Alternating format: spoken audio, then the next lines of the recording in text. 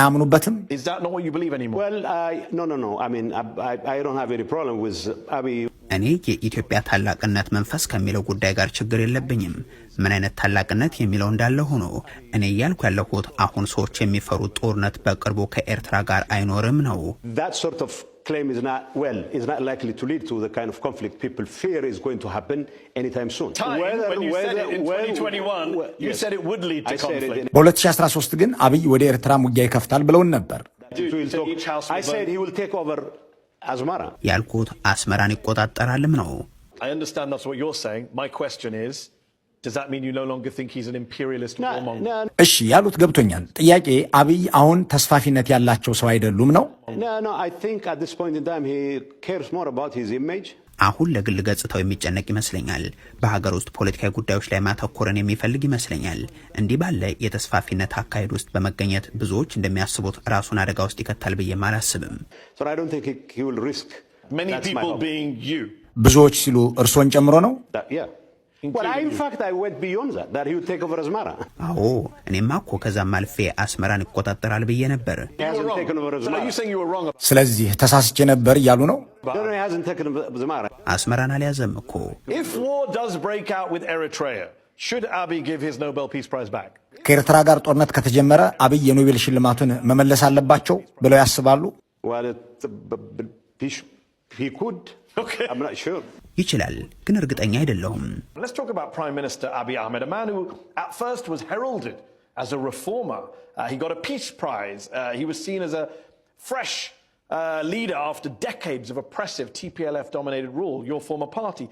እስኪ ስለ አብይ አህመድ እንነጋገር። በመጀመሪያዎቹ አካባቢ የሪፎርም ሰው ይባልላቸው ስለነበሩት ኖቤል ስለተሸለሙት የቀድሞ ፓርቲው ህወሓት በአብዛኛው በተቆጣጠረው አገዛዝ ውስጥ አዲስ የመጡ አመራር ስለተባለላቸው አሁን ግን የሰው ልጅ ክብር በተዋረደበት አገር ስላሉት ስለ አብይ እንነጋገር።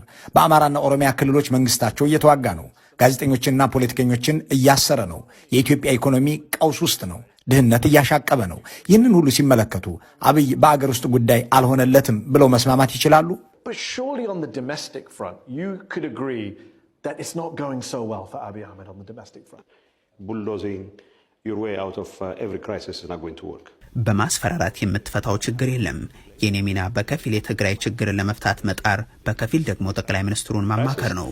As trying to give my piece of advice. What about all the opposition politicians and journalists who are being locked up? በእስር ቤት ውስጥ ለተቆለፈባቸው ጋዜጠኞችና ተቃዋሚዎችስ ምን ይላሉ? You used to be against that back in the day. Well, I'm still against any such move again. በተቃዋሚዎች ላይ እንዲህ ያለ ነገር እንዲደረግ ፍላጎት አይደለም። So you're an advisor to the Prime Minister. Have you asked him to release some of these journalists and politicians? ታዲያ ያሰሯቸውን ጋዜጠኞችና ፖለቲከኞች እንዲፈቱ አብይን መክረዋቸው ያውቃሉ?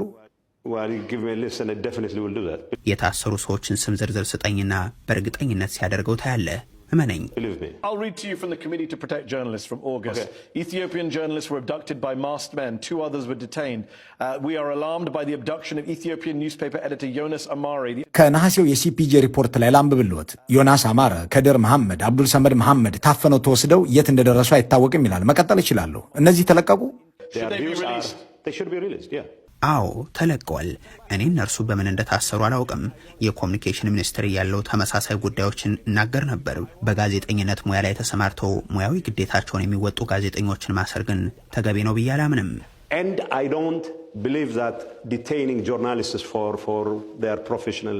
Federal MP Christian Tadale, who was taken last year. ክርስቲያን ታደለ የፓርላማ አባል ናቸው። ባለፈው ዓመት ታሰሩ። አሁን በጸና መታመማቸው እየተነገረ ነው። ቤተሰባቸው ተጨንቋል። In prison, his family are very worried about him. He's a member of parliament. He should have his day in court. Anyone who is accused of any crime should have their day in court. ይህንን በፍርድ ቤት የመከራከር መብቱ ሊከበርበት ይገባል። ማንም ሰው በየትኛውም ወንጀል የተከሰሰ ሰው ፍትህ የማግኘትና በችሎት የመዳኘት መብቱ ሊከበርለት ይገባል። Treated decently.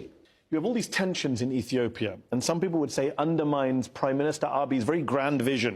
አንዳንድ ሰዎች አሉ የአብይ አህመድን መደመር ጨፍላቂ ነው፣ አገሪቱ ለገባችበት ቀውስ ምንጭ ነው የሚሉ አሉ። አንዳንዶች ደግሞ አሉ መደመር አብይ ራሱ ምን እንደሆነ ያውቅም የሚሉ። ስለነዚህ ትችቶች ምን ይላሉ? Some people say Abiy has no idea what Medemer is. What do you say to those critics? Well, but the only Medemer book I've read is the most recent one. አንዱን የመደመር መጽሐፍ አንብቤዋለሁ። የቅርቡን የራሴን አስተያየት ሰጥቻለሁ ስለ መጽሐፉ። I gave my my assessment of what the book stands for. You called it a noble